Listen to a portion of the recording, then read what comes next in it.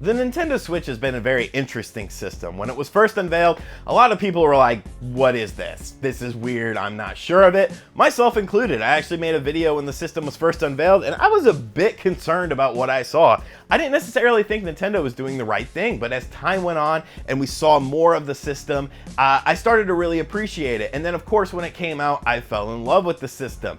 And since the initial, reveal of the Nintendo Switch, we've been seeing more and more games announced for the system, whether it's indie games, games from Nintendo, third-party developers. There's a whole bunch of games coming to the system because the system has been successful thus far. But there seems to be this thing going on with some third-party developers that are making people essentially port bag. Something that used to just be in gaming communities is now becoming something that gaming developers are wanting people to do. So what is port bagging? What is the whole situation of port bagging? How is it affecting the Nintendo Switch? And why am I so against it? Let's find out in this video.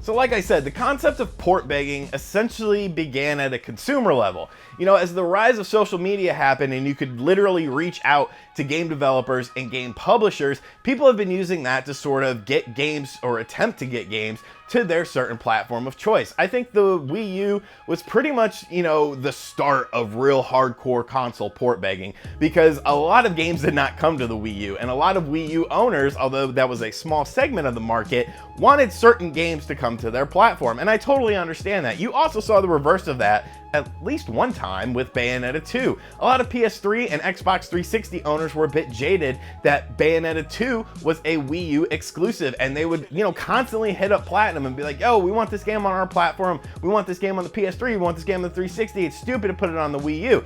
And although the game was, published by Nintendo and probably helped funded by Nintendo as well, that didn't stop people. People were willing to look past that in order to try to get the game to their platform.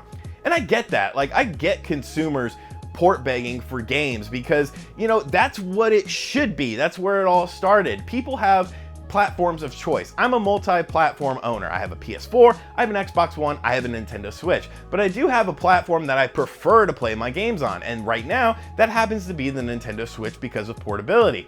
So if somebody owns just a PS4 and they see a game coming to the Xbox One, the Switch, and Steam and not coming to the PS4, I totally understand them reaching out and saying, hey, we want this game on our platform. And people create these little movements and they create localization things and grassroots campaigns. Totally cool. I totally understand that. And when you look at the Nintendo Switch, it's been a very interesting ride because, not only was Nintendo a bit quiet about the system when it first, launched, or when they first started showing it off, but third-party developers and indie developers were also pretty quiet. You saw what you saw on the sizzle reel, and then it was pretty quiet for a while. And when the Switch first launched, the eShop for it did not have many indie games on it because a lot of indie companies didn't know how good the system was going to perform. Was it going to be a hit with consumers? Was it going to be, technically a good system? So it makes sense for indie developers to, take their time with it. And when you look at the way that the eShop has grown with all these ports from other consoles, it's pretty outstanding. And, a lot of indie developers are seeing a ton of success on the Wii U eShop. When you look at stuff like Blaster Master Zero, which sold very well, Wonder Boy, which sold more on the Switch than all other platforms combined, Oceanhorn, which sold more on the Switch than other platforms combined, SteamWorld Dig 2, Axiom Verge, which just released, and they're already saying, great sales for this game.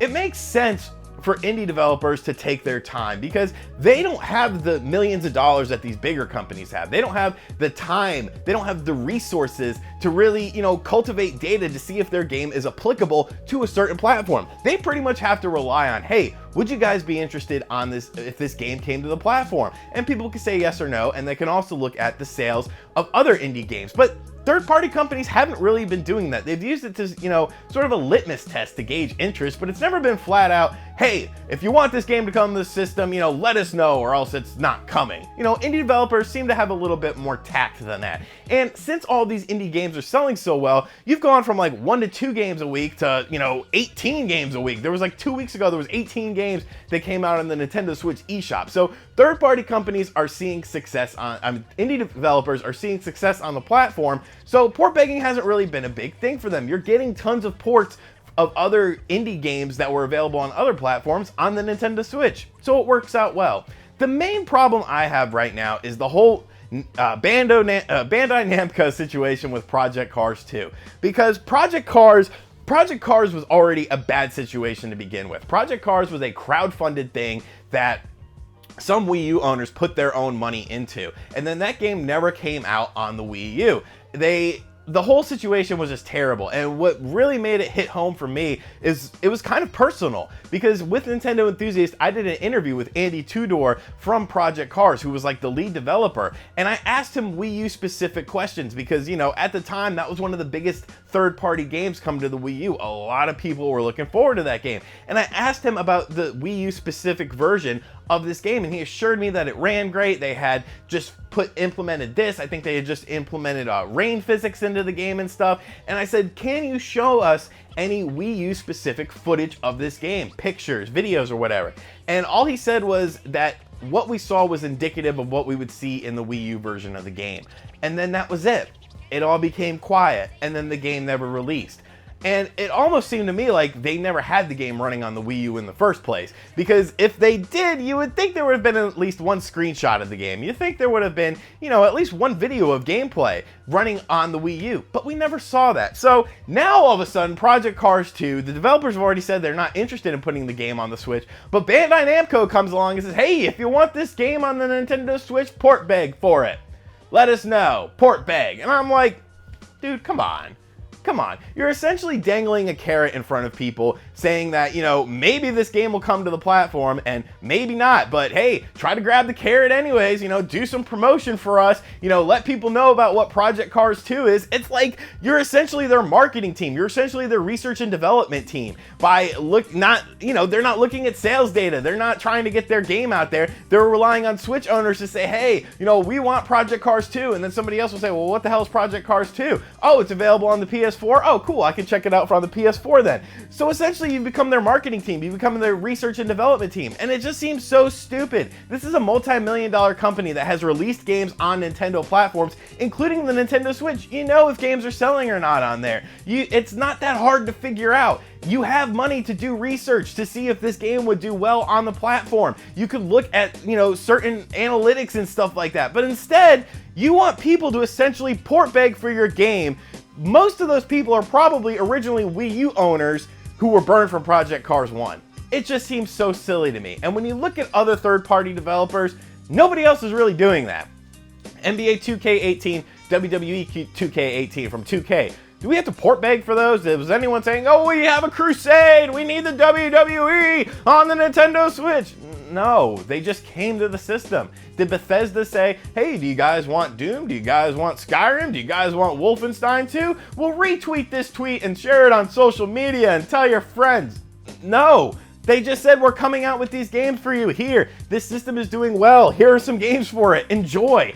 Did Rockstar say, hey, you know, we got LA Noire coming out on the PS4 and the Xbox One, but Switch owners, if you want a version of the game too, make sure you like this tweet. No, they just came out and said, hey, we're doing a Switch version of the game too. It's so strange to me. Because these are Japanese developers, and Japanese developers are obviously seeing the success of the Nintendo Switch. The Nintendo Switch is selling like hotcakes in Japan. You can't even get it. You have to stand in these long lines just to get a lottery ticket number to hopefully buy the system. Not to win a system, but to buy a system in order to give Nintendo money for the system. And yet, you're still going about it with these archaic things and making yourselves look very stupid. Port begging was a thing that consumers did. Port begging was a way for consumers to try to let companies know that they were interested in a product. But it's 2017. You don't need to port beg anymore. The PS4 is extremely successful. The Xbox One is very similar to create games for the PS4. You know, if you're making a PS4 game, it's not that much extra legwork to make an Xbox One game. So you could do a version of that as well. The Switch might take a little more effort, but the Switch is selling so well, and software sales for it are amazing right now. So if you want to get in on the software sales, make your game for the Switch. If you don't want to do it, don't make your game for the Switch. It's not that big of a deal. But the fact that this third-party company and other third-party companies are just wanting you to beg, they're wanting you to get on your knees and beg for their game. It's just like, no, please stop it. Please stop it. You're just making yourselves look foolish, and it's a waste of everyone's time. So do not port beg for Project Cars 2. Do not port beg for any game. There's no point. If they want a game to come to the platform, the game will come to the platform. If they don't want a game to come to a platform, the game won't come to a platform. Whether you're an Xbox One owner, a PS4 owner, a Nintendo Switch owner, don't beg for games. Let it happen. Let the market do what it does. Don't let these third-party companies waste our time with their job of, research, of seeing if people would be interested in this game on their platform, with getting the word out about their game, because this is just silly. This is just silly. And that's all I really got to say on the subject. It's a very interesting subject. I know a lot of people have also made videos about the Project Cars 2 situation, but I kind of just wanted to expand it and make it a bigger thing than just that one game. But I did want to, focus in on that game. So let me know what you think about the Project Cars 2 situation, what you think about port begging in general, and thank you for checking out this video. If you're new here, make sure you subscribe to the channel, make sure you hit that like button, and I'll catch you guys next time. Later. RGT, NA5, RGT, NA5.